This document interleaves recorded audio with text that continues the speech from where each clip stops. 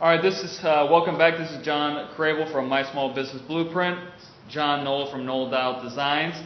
We've gone through a couple of these videos already, and I'm more interested now in learning about the maker community, right? So I have 3 boys. They're getting into school, and the 2 older ones have already started to learn about this term maker. Right. Okay. So I want to know what you think of that term. You know, what does it mean for you? And then we can kind of branch out and learn more about the community here in Central Ohio. Okay.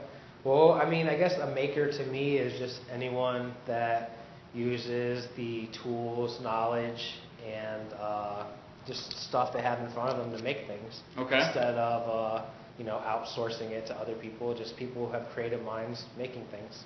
Yeah, I really like that. One of the terms that I use a lot with small businesses is use the resources that you currently have, right? So you have a skill set in your head that you can refer back to with all the different things that you've been able to make. As you look at other small businesses, maybe it's years' experience or where you work or having a network in place that you can refer back to. But I really like that doing it yourself part, right? Going through that process yourself.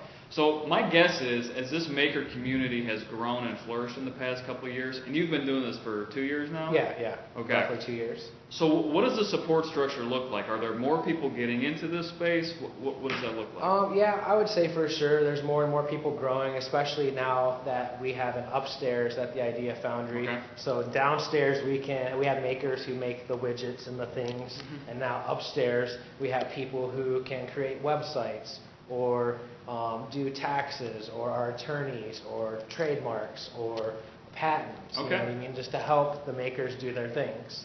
So downstairs, though, specifically, I find very valuable is that not only am I down there making my stuff, there are other people who make their things, and the thing with that is you have all their knowledge. And if I can't figure something out, and someone could walk by and be like, hey, did you see it this way? Or hey, say if I don't know how to maybe weld something, there are people down there that could be like, hey, can you weld this? Yeah, that's awesome. Yeah. So one of the things I like to think of it as is a rising tide lifts all ships. Right. And so where you may have been 2 years ago, everybody else is kind of able to pick the entire community up. Now, do you have to go outside of Ohio for sourcing a lot of your products? I mean, I know you work with wood a lot. No, I make it a point to source all my materials locally. Okay. Yeah. Like for my wood, mostly, like pretty much, I would say 90% of it comes from Hilliard. Mm-hmm. The other 10% I go up to Johnstown to a lumber mill.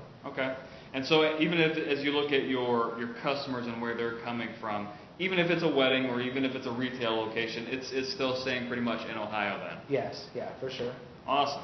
Well, as we get into future conversations, I just really go back to that supporting local, right? Yes. If you have this concept of being able to make or do something yourself, it also talks about your neighborhood, your community, being able to lift everybody else up. Correct, yeah. Awesome. I mean, just local is the way to go. I really don't see a reason not to buy local. Like, yes, you may save like 20 cents or something by going to like Walmart, but if you can get it from a local source, go local. And on a personal level, Noel actually buys chicken eggs for my kids. Yes. And you can't get more local than that. So, all right, well, thanks for your time today, John, and we'll get back to it. All right.